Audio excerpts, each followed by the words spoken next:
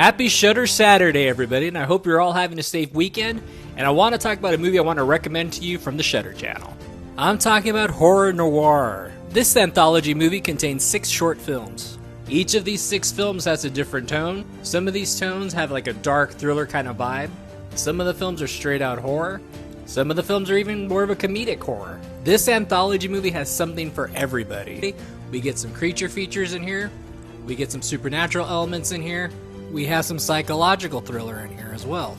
We get some heavy subjects about racism and horror. And we even get some vampires. From voodoo to urban legends, it's all in this movie.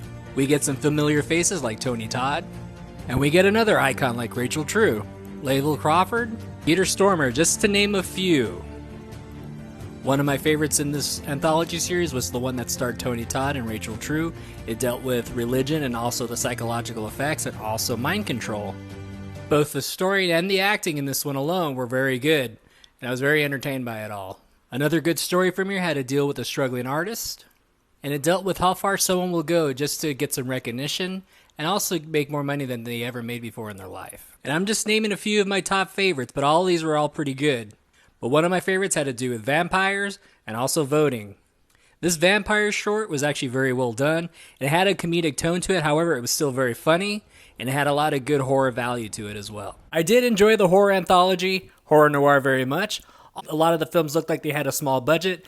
They made it stretch very, very well. And also, a lot of the short films in this movie seemed like they could have been potentially full-length features. So I did think like, some of these shorts had enough meat on their bones where I was like, you could stretch some of these out to a full-length movie. So I thought that was actually pretty cool, and hopefully maybe one day we'll see those. So hopefully we get a sequel to this Horror Noire. I thought these were all done very well.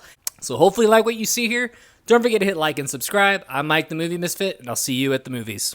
Get more out of life. Go out to a movie.